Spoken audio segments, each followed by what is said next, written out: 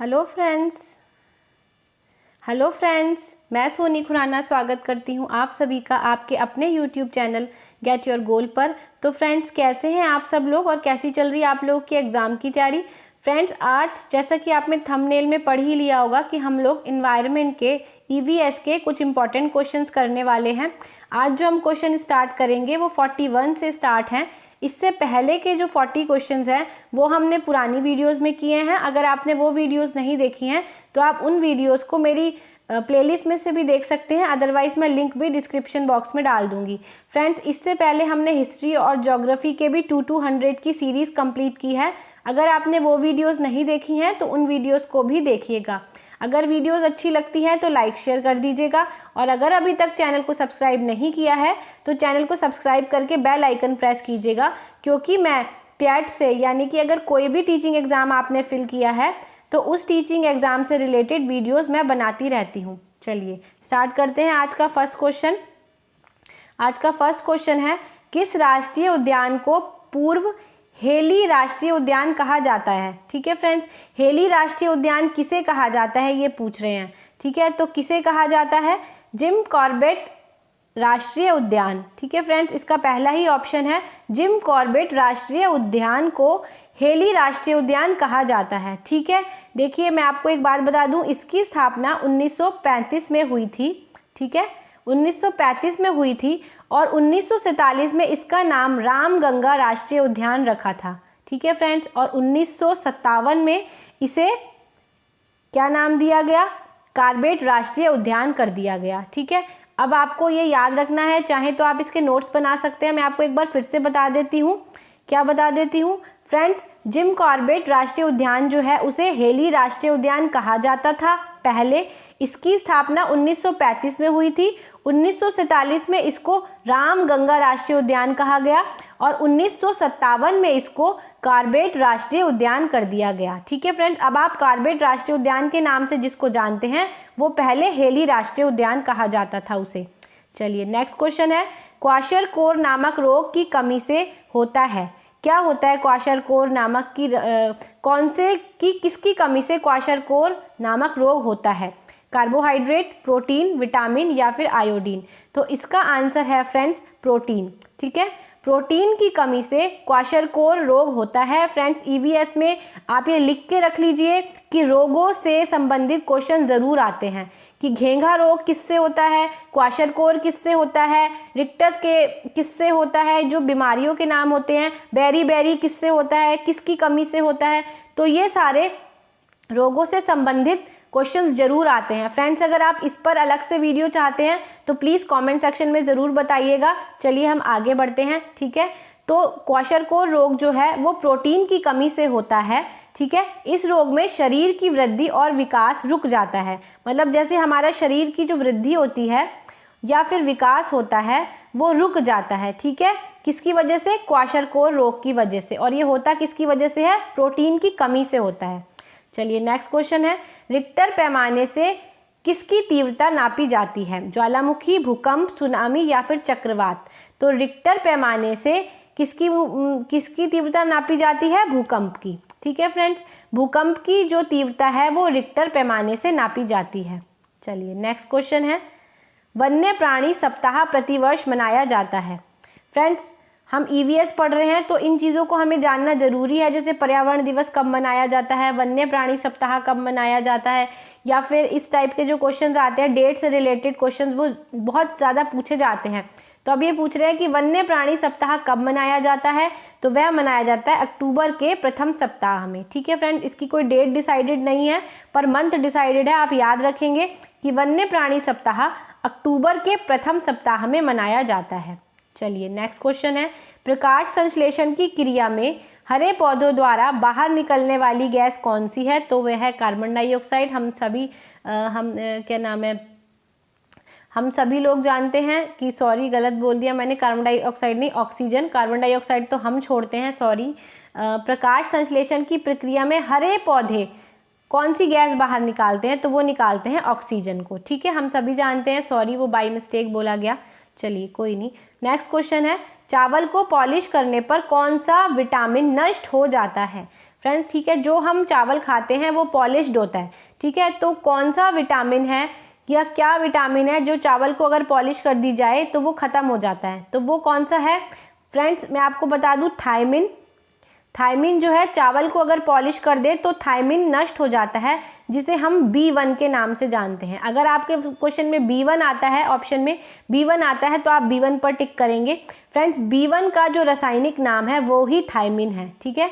B1 का रासायनिक नाम है थायमिन, और अगर चावल पे पॉलिश कर दे तो थायमिन नष्ट हो जाता है। एक चीज़ मैं आपको और बता दूं, जैसा कि मैंने अभी आपको बताया था कि रोगों से क्वेश्चन ज़रूर आता है, तो B1 की कमी से बेरी बेरी रोग होता है, ठीक है फ्रेंड्स। आप याद रखेंगे कि B1 की कमी से बेरी बेरी रोग होता है। चलिए नेक्स्ट क्वेश्चन है 47वां क्वेश्चन, लौंग और केसर पौधे के किस भाग से प्राप्त होती है? फ्रेंड्स, लौंग और केसर आपने देखा होगा, लौंग भी हम डालते हैं, केसर भी चीज़ों में डलता है, खाने की चीज़ों में। तो लौंग और केसर जो है वो किससे प्राप्त होते हैं? जड़, तना, फूल या फल? तो फिर फूल, ठीक है। फूल से लौंग और केसर प्राप्त होता है। निम्न में से कौन उत्तराखंड का राज्य प्रतीक नहीं है? मोनाल, बुरांश, बाघ या फिर कस्तूरी मृग? तो फ्रेंड, इसका आंसर है बाघ। बाघ जो है वो उत्तराखंड का राज्य प्रतीक नहीं है। मोनाल जो है वो उत्तराखंड का राष्ट्रीय पक्षी है। बुरांश जो है वो उत्तराखंड का राष्ट्रीय पुष्प है। कस्तूरी मृग जो है वो उत्तराखंड का राष्ट्रीय पशु है, ठीक है। बाघ जो है वो भारत का राष्ट्रीय पशु है, ठीक है ना, हम सभी जानते हैं। तो इसमें उत्तराखंड के बारे में पूछा है, भारत के बारे में नहीं पूछा। इन्होंने पूछा उत्तराखंड का राज्य प्रतीक नहीं है, तो वो नहीं है बाघ, ठीक है। चलिए नेक्स्ट क्वेश्चन है 49वां क्वेश्चन, हमारे पर्यावरण को बचाने के लिए 3 प्रकार के आर हैं। फ्रेंड्स, 3 आर होते हैं जो हम सभी को जानने बहुत ज़रूरी हैं। ये मोस्ट इंपॉर्टेंट क्वेश्चन, आप इसे टिक कर सकते हैं, बहुत बार क्वेश्चन में पूछा जाता है, ठीक है। तो ये पूछ रहे हैं कि कौन से 3 आर हैं? 3 आर क्या हैं? तो 3 आर हैं, मैं सारे ऑप्शंस नहीं पढ़ूंगी, मैं आपको डायरेक्ट आंसर बताती हूँ। वह है थर्ड, यानी कि कम उपयोग, पुनः चक्रण और पुनः उपयोग, ठीक है। इसका मतलब क्या है? पहले तो जो भी हमारे पास रिसोर्सेज हैं, मतलब पर्यावरण को हमें जो भी बचाने के लिए हमारे पास जो भी रिसोर्सेज हैं या पर्यावरण के लिए है जो भी, सबसे पहले तो हम उसका उपयोग कम करेंगे, ठीक है। अगर हमने उसका उपयोग कर भी लिया तो हम उसका चक्रण करेंगे। चक्रण मतलब हम उसे रिसाइकल करेंगे ताकि हम उसे दोबारा से यूज़ कर सकें। जब हमने रिसाइकल कर लिया उसके बाद हम उसका दोबारा उपयोग करेंगे, ठीक है फ्रेंड्स। समझ आया आपको मैं क्या कहना चाहती हूँ? जैसे सपोज हमारे पास गोबर है, ठीक है। हम सबसे पहले तो हम इस तरीके से जो हम गोबर को हम यूज़ करते हैं उसका हम पुनः चक्रण करेंगे, ठीक है। हम उसको थेपले एपले क्या बोलते हैं उसको, उपले बनाएंगे। फिर उपले बनाने के बाद हम उसका पुनः उपयोग करेंगे, जैसे हम उससे आग लगा सकते हैं या फिर हम किसी और यूज़ में उसे ले सकते हैं। तो यही इसका एग्जाम्पल है कि सबसे पहले तो हम उपयोग कम करेंगे, फिर उसके बाद हम उसे रिसाइकल करेंगे और फिर उसके बाद हम उसे फिर से यूज़ करेंगे। अब ऐसे ही हम पानी का ले सकते हैं, सबसे अच्छा एग्जाम्पल पानी का है। आप पानी को ले सकते हैं, सबसे पहले तो हमें उसका कम उपयोग करना है, हमें उसे उपयोग करना है बट वेस्ट नहीं करना है। जैसे सपोज बारिश है, बारिश का पानी आता है, हम उसे चक्रण कर सकते हैं, उसे रिसाइकल कर सकते हैं, उसे स्टोर करके रख सकते हैं, फिर हम उसका उपयोग पुनः कर सकते हैं, ठीक है। तो 3 आर क्या है? 3 आर आप याद रखेंगे कि 3 प्रकार के आर क्या होते हैं, ठीक है। 3 प्रकार के आर कौन कौन से, इसे इंग्लिश में मैं आपको बता देती हूँ। सबसे पहले है रिड्यूस, रिड्यूस माने कम प्रयोग, मैंने अभी आपको बताया रिड्यूस। फिर दूसरा है रिसाइकल, रिसाइकल का मतलब पुनः चक्रण। फिर है उसके बाद रीयूज, ठीक है, रीयूज मतलब दोबारा यूज। तो ये आर हो गया।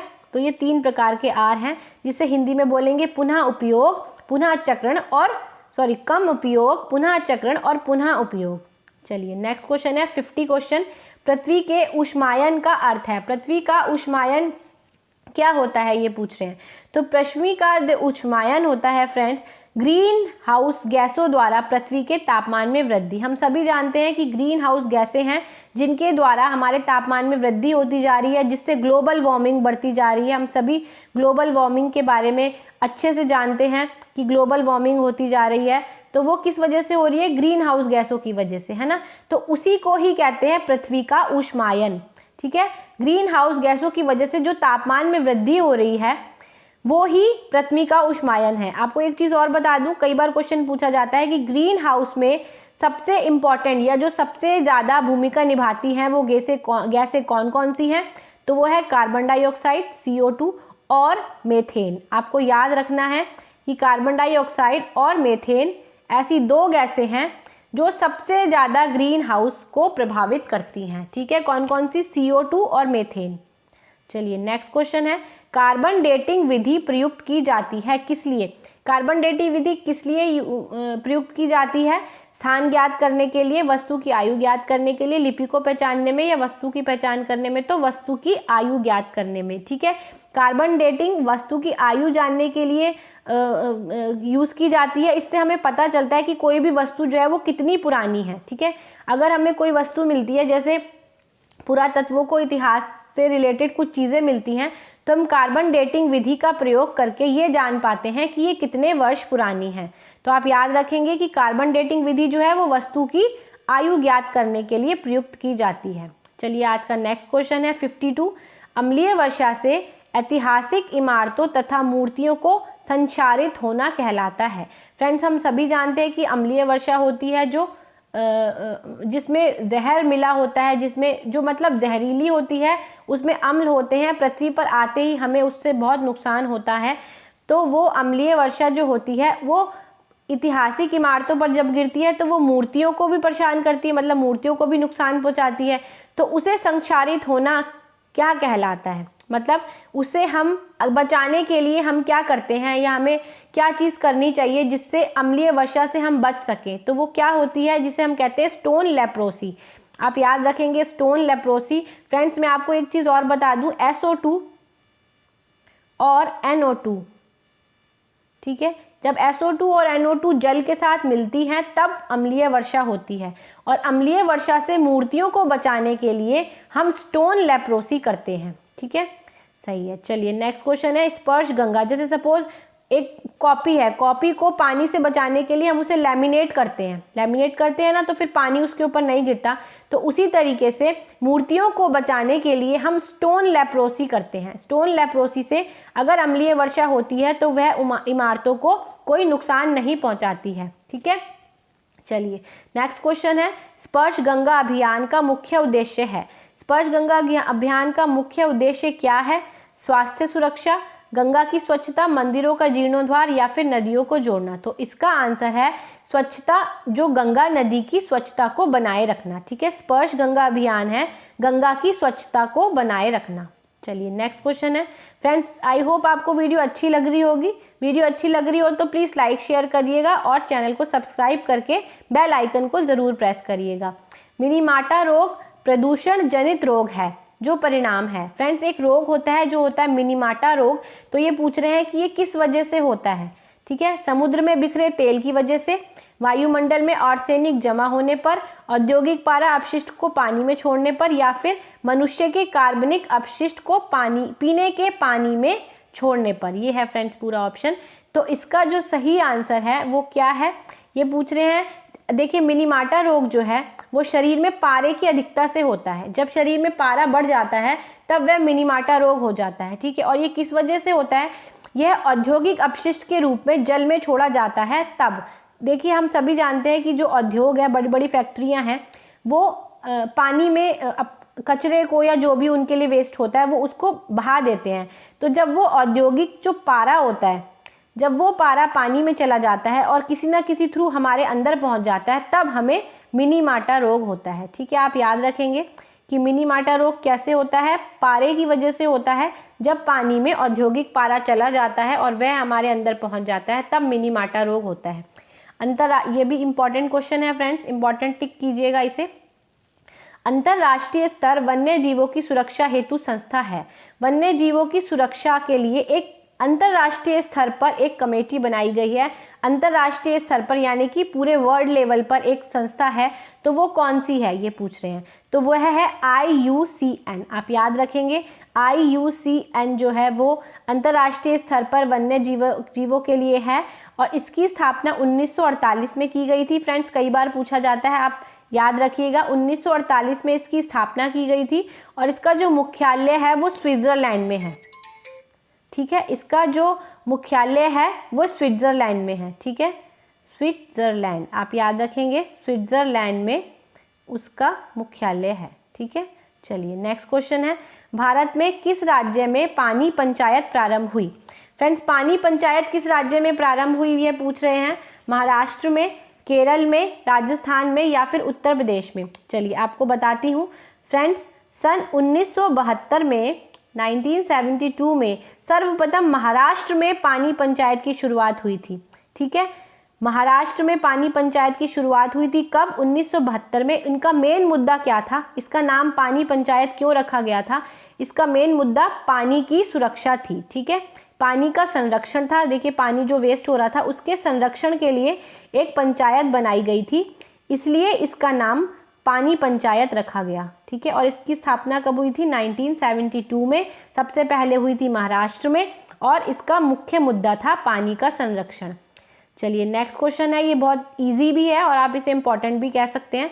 ओजोन परत सूर्य से आने वाली किन किरणों को रोकती है? हम सभी जानते हैं फ्रेंड्स, देखिए जैसे ये सूर्य है और ये हमारी पृथ्वी है, तो हमारी पृथ्वी के बीच में एक लेयर है जिसे हम कहते हैं ओजोन लेयर।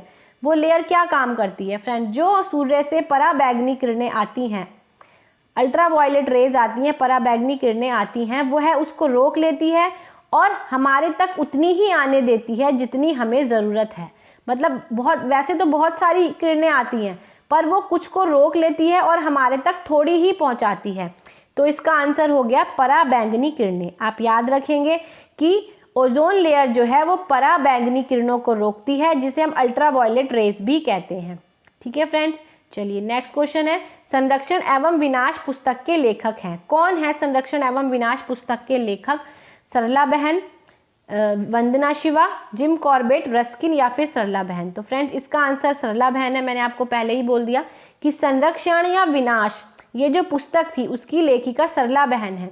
ठीक है, और ये पुस्तक किससे संबंधित है? फ्रेंड्स एक चीज़ बता दूं, हम एनवायरनमेंट में पढ़ रहे हैं तो ये ऑब्वियसली पर्यावरण से रिलेटेड है। इनकी बुक जो थी संरक्षण एवं विनाश, ये इसमें पर्यावरण के संरक्षण के बारे में ही सारी बातें बताई गई हैं। ठीक है, तो पर्यावरण के संरक्षण के विषय में ही ये पुस्तक है और इसकी लेखिका कर लीजिएगा यहाँ पे, इसकी लेखिका है सरला बहन। चलिए नेक्स्ट क्वेश्चन है 59। अभी मैंने आपको बताया आपको डेट्स थोड़ी सी याद रखनी पड़ेंगी फ्रेंड्स, डेट्स बहुत ज़्यादा आती हैं। फिर आपसे एक बार कह रही हूँ, अगर आप ऐसी वीडियो चाहते हैं जिसमें मैं इंपॉर्टेंट डेट्स आपको बताऊँ तो प्लीज़ कमेंट सेक्शन में मुझे ज़रूर बताइएगा। चलिए नेक्स्ट क्वेश्चन है, 11 जुलाई को क्या मनाया जाता है?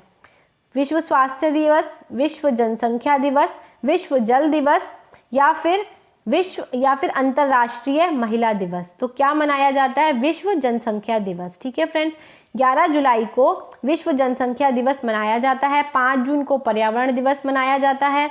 ठीक है, यदि एक मेंढक एक टिड्डे को खाता है तो ऊर्जा का स्थानांतरण होगा क्या?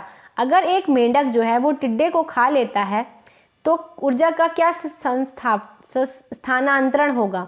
उत्पादक से अपघटक को, उत्पादक से प्राथमिक उपभोक्ता को, प्राथमिक उपभोक्ता से द्वितीयक उपभोक्ता को या फिर द्वितीयक उपभोक्ता से प्राथमिक उपभोक्ता को? ठीक है फ्रेंड्स, ये पूछ रहे हैं तो इसका आंसर है, मैं आपको बता दूं, प्राथमिक उपभोक्ता से द्वितीयक उपभोक्ता को। ठीक है फ्रेंड्स, चलिए आई होप आपको वीडियो अच्छी लगी होगी। अगर आपको वीडियो अच्छी लगी हो तो लाइक शेयर कर दीजिएगा। अगर अभी तक आपने चैनल को सब्सक्राइब नहीं किया है तो चैनल को सब्सक्राइब करके बेल आइकन को प्रेस कीजिएगा। ठीक है फ्रेंड्स, चलिए बाय बाय। एक चीज़ और, all the best for your exams. चलो, थैंक यू।